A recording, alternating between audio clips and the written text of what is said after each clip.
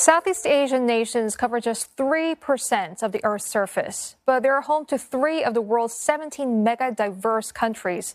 And the Philippines, along with Indonesia and Malaysia, has been identified as being among the most biodiversity-rich nations. It's home to more than 50,000 different species, with more than half of them found nowhere else in the world.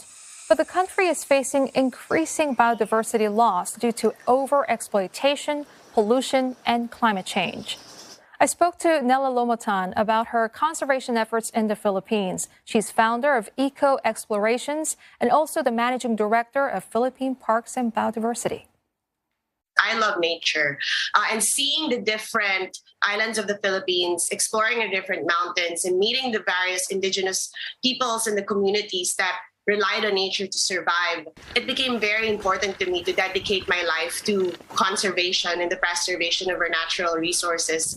So being in a corporate job, then that's really kind of impossible to dedicate your life to, especially since I had to be on field a lot, immersing with the communities and exploring our different areas and protected areas. So it really was imperative for me to leave my corporate job, no matter how comfortable it was. And you're wearing many hats. You're the founder of Eco Explorations, also the managing director of Philippine Parks and Biodiversity. Tell me about the organizations you helm and what kind of work do you do? So at Eco Explorations, what we do is sustainable tourism and science-based education for conservation.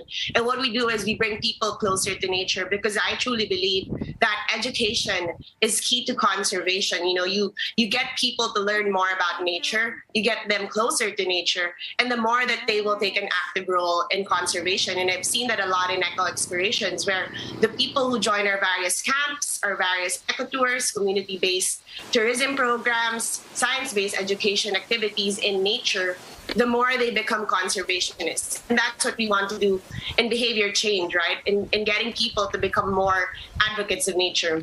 And the Philippines may be one of the most biodiverse countries in the world, but it's also one of the deadliest countries for environmental defenders. What kind of challenges and threats do they face? So actually, a lot of the work that we do is working with rangers and environmental defenders on the ground.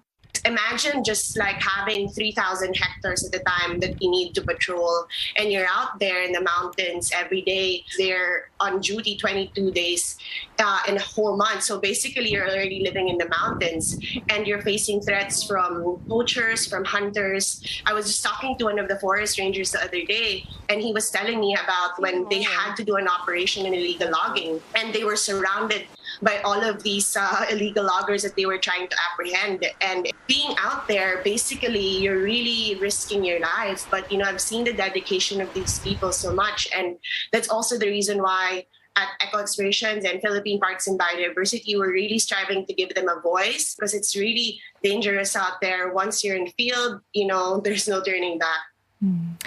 And given how COVID has taken a huge toll on tourism overall, how has it affected Eco Explorations' efforts for conservation causes and issues facing endangered wildlife?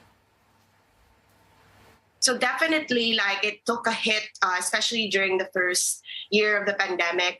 But of course, what we had to do was navigate through the challenges.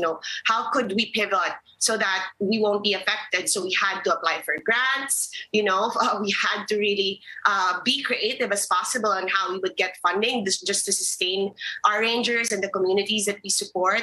And also, of course, we really pushed out their education, environmental education. So we created virtual learning experiences.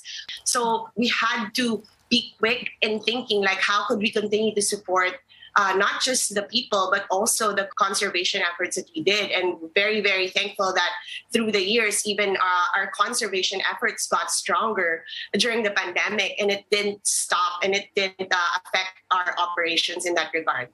That's great to know. And you told us that you closely collaborate with government and authorities. But how about ordinary people? What can ordinary people like us do to help keeping the environment safe for wildlife and humans?